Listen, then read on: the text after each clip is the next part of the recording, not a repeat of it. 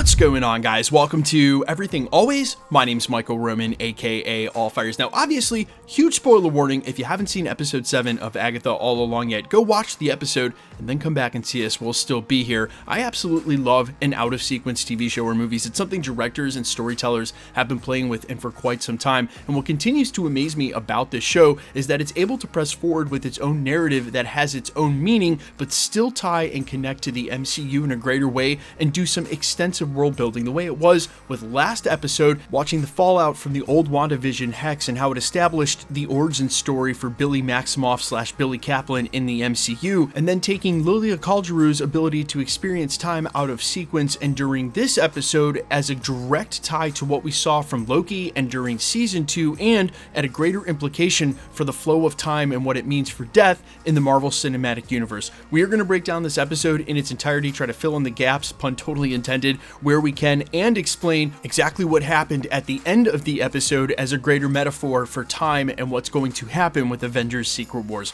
We're breaking it all down, episode 7 of Agatha All Along. But first, if you could grab the subscribe button. We do daily Marvel content at the channel, and that's all we do. So if that sort of thing's for you, hit the subscribe button and leave a comment down below. That will automatically enter you to win our ongoing PS5 giveaway, which is next week for the finale of Agatha All Along. Again, all you got to do, be a sub, leave a comment. If you want, stick around at the end of the video. We get into all the giveaway stuff again there. Now, in the true fashion of the circle of time, something that was established in Loki season 1 and then explored again in Loki season 2, which we're going to get into in just a second, the episode starts exactly where it ends. We don't know this at the time, but this is her falling from the table when she reverses the tower and turns the ceiling of swords into a floor of swords to defeat the Salem 7. Now, this whole episode is about Lilia Calderu's true reason for being on the road, which is facing her death, and ultimately death's metaphor in time, where death is supposed to be the end, but at the true ending of this episode, we see her at her very first lesson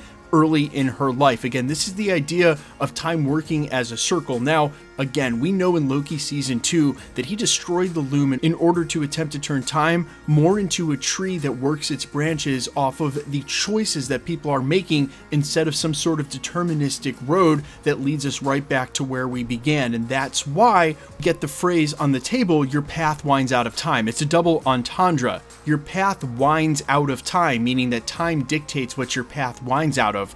But your path winds out of time, meaning you run out of time. And in this case, running out of time equals death. So Rio Vidal's presence in the series has meant a lot of things other than just the cosmic entity of death's presence now in the MCU. But specifically during this episode, we learn that the whole reason that Lilia Calderu is on this path right now is not to regain her power. And we see that in her lessons being redone as she sort of makes her way up and down the timeline. Her true reason for being there is her death, not because she wants to regain her power, is because she wants to face her death. And that's how she presses forward and through this episode in order to do the tarot reading. That's why she's asked, what do you see? And then she's able to recollect all of the signals and symbols that she's been seeing the entire time she's been on the road with them to fulfill her purpose now in completing this task. And then, because the connection to her coven is now become one of those elements, one of the pillars of the success in this task, sacrificing herself by defeating the Salem 7 and using her power of that tarot card reading to turn the inverted tower now right side up, making again what was the ceiling of swords become the floor of swords, and with it, we see her fall like we did at the beginning of the episode. Now, I think it's very easy to draw a parallel with what was happening with Lilia Calderu and obviously what Loki was doing in season 2, being able to slide up and down the timeline at will, even in what seemed like imminent moments of his own death. And as he explains at the end of the penultimate episode of Loki season 2, his controlling his time slipping is based on the Who, in order to go back, learn things, and then use them to his advantage. But obviously the big difference here is the amount of power they had. Loki was able to eventually control it and then take his place as the god of stories because he's just that. He's a god.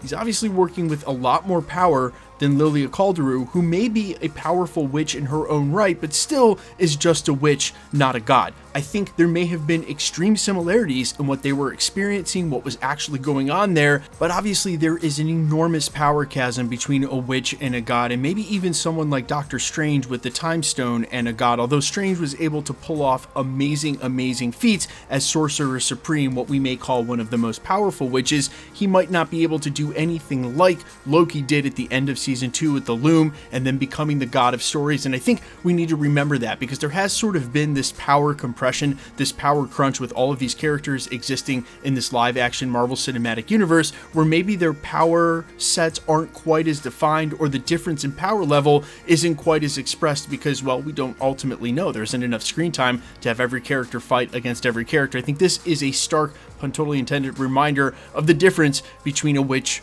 and a god in the MCU. Now, I think where this gets even cooler is when we take what we saw today, especially with the implication of death, and we apply it to the storylines we've already seen, especially in the Infinity Saga, with the number of characters that we've already seen, quote unquote, die in the MCU. Is it truly the end? Yes, at the end of Loki season 2, we saw him change the circle flow of the sacred timeline into more of a multiversal tree, but that doesn't necessarily mean that stories going forward don't find a circular nature, or that stories that happened before that, like the death of characters, say Black Widow and Tony Stark, really are truly the ending. In an infinite multiverse, the infinite multiverse they may have implied existed at the end of Loki season 1, there would be infinite versions of anybody and everybody. The possibilities would be absolutely endless. And I think that's why in this episode, applying running out of time and death as actually rebirth in the beginning of a new storyline actually becomes an allegory at the highest level for what Marvel Publishing has always done in bringing characters back after their deaths and putting them in new circumstances or reimaginings, rebirths of the character, but also what exactly is happening and has happened with Billy Maximoff and with Billy Kaplan, the reincarnation, the rebirth of a character after their death, taking a different vessel. Death is not the end. She may say that all roads lead to her like a perfect deterministic circle, but the truth is now they're applying a new function where death is not the end, but rather the start of something new, like the death of the multiverse can be the rebirth of the MCU, and afterwards, again, when they're rebuilding the multiverse and they've defeated Doom. It's a huge allegory with multi-levels of metaphors built into the writing, and dang, you didn't expect it from Agatha all along, but the writing is absolutely perfect.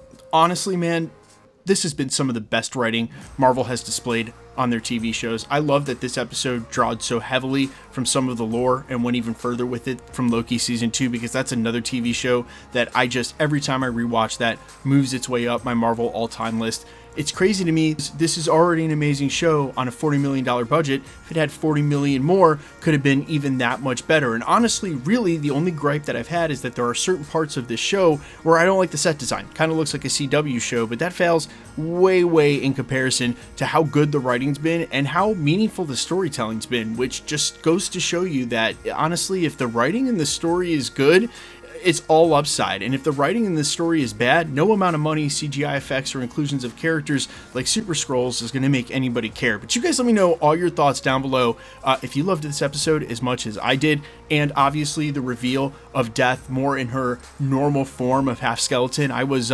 shocked to see Marvel did that, and in this place, I wonder if we won't see more of her in Secret Wars as well. You guys let me know your thoughts down below. Quickly, let's get into the giveaway stuff before I let you go. Alright, we're still giving away PlayStation 5s here at the channel, and the next one happens to be at the end of the month to coincide with Agatha All Along's finale. If you want to be entered to win or for any of the other future giveaways here at the channel, all the same rules will always apply. You've got to be a subscriber, so hit the sub button, then leave a comment down below, and because it's truly random, the more videos you comment on, the better chance you have of winning. All winners will be announced at the end of videos in the same way we're doing here, live with my voice in the winning comment when there is one shown on screen. So please be safe and vigilant on YouTube or really any other platform. Please remember, anybody can take a content creator's profile picture, claim to be them. It's all a ruse to get your information on a third-party app like Telegram or WhatsApp and charge you for shipping for a price that's not there. No content creator, myself included, will ever charge you for shipping, so please be safe again and vigilant on any platform. And if you should get a spam comment like that, just report it directly to YouTube. They are very fast about deleting that account, and then everywhere they've commented goes away as well. you're actually doing a huge service to the YouTube community, not just the one page or comment that they happen to try to snag you on. My name is Michael Roman. You can find me in a couple of places, Instagram and Twitter at @I'mFires. You can also find me on Spotify, YouTube, Amazon, Apple, iTunes under the name All Fires. And while I sincerely appreciate you checking my music out, thanks for checking this channel out. Stick around, guys. We'll be posting again real soon.